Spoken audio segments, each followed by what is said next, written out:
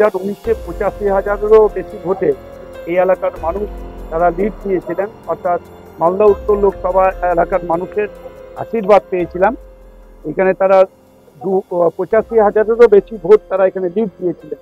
এই এলাকার মানুষের আশীর্বাদ এবার আরও সেটা বাড়বে, অর্থাৎ আমরা 85,000-এরও বেশি ভোটে, অনেক বেশি ভোটে আমরা লিড দেবো এখানে। এবং মানুষের যেভাবে সাড়া পাওয়া যাচ্ছে, মানুষ যেভাবে এগিয়ে আসছেন, ভারতীয় জনতা পার্টি একমাত্র দল, যে দল দেশের সেবা করতে পারে, মানুষের সেবা করতে পারে।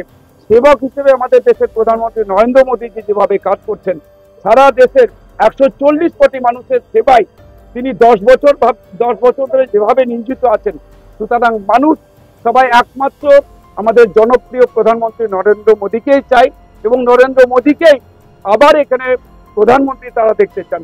জাতি ধর্ম নির্বিশেষে সমস্ত মানুষ দলে দলে তারা আসছেন এবং ফোনও করছেন।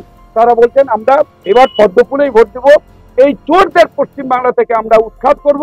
এখানে 42টা আসনের মধ্যে 42টা আসনেই ভারতীয় জনতা পার্টির প্রার্থীরা জয়ী হবেন পদ্মফুল।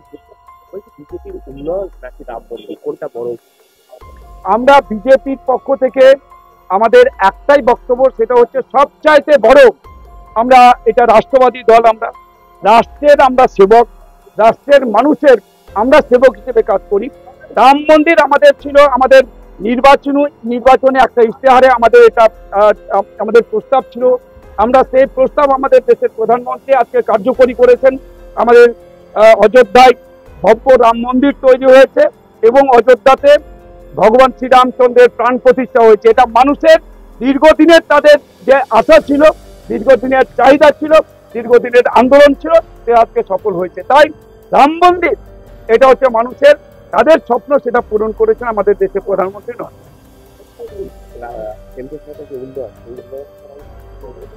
কেন্দ্রীয় সরকার যেভাবে এই 10 বছর ধরে মানুষের সবকা সাথ সবকা বিকাশ এই মন্ত্র নিয়ে কাজ শুরু করেছেন আমাদের দেশের প্রধানমন্ত্রী, বিশেষ করে গরিব মানুষ যারা পিছিয়ে আছেন, যারা শেষ লাইনে দাঁড়িয়ে থাকা মানুষ, সেই মানুষগুলোর সেবাই করেছেন আমাদের দেশের প্রধানমন্ত্রী। এবং দেশের প্রধানমন্ত্রী একটাই কথা বলেছেন, আমরা আমাদের দেশে এখানে হচ্ছে যে জাতি যদি বলি, আমরা 4টা জাতি আমাদের দেশে, এক হচ্ছে কৃষক, আর হচ্ছে মহিলা, যুব এবং গরিব মানুষ।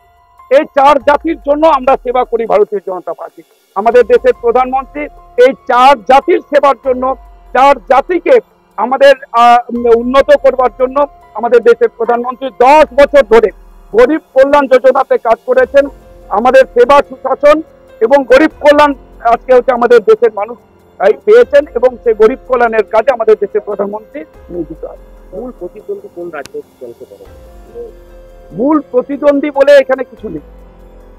এখানে মানুষ তারা সবাই ঠিক করে ফেলেছেন যে পশ্চিমবাংলা থেকে এই যারা চোর, যারা হচ্ছে যে সমাজ বিরোধীদের যারা এখানে প্রশ্রয় দেয়, যারা খুনিদের প্রশ্রয় দেয়, যারা এখানে মহিলাদের উপরে অত্যাচার জুলুম করে, নারী ধর্ষণ করে, খুন করে, এই খুনিদের যারা প্রশ্রয় দেয় এবং যারা এখানে লুটেরা আছে, কেন্দ্র সরকারের প্রকল্প লুট করছেন, এই লুটেরাদের বিরুদ্ধে এবং দুর্নীতির বিরুদ্ধে সমস্ত মানুষ এই নির্বাচনে সবাই এগিয়ে আসছেন।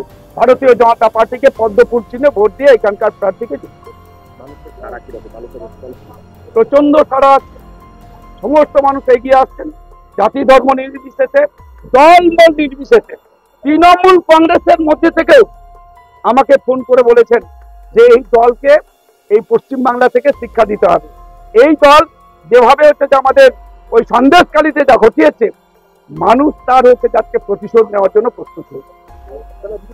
কেমন শোনা পেলেন?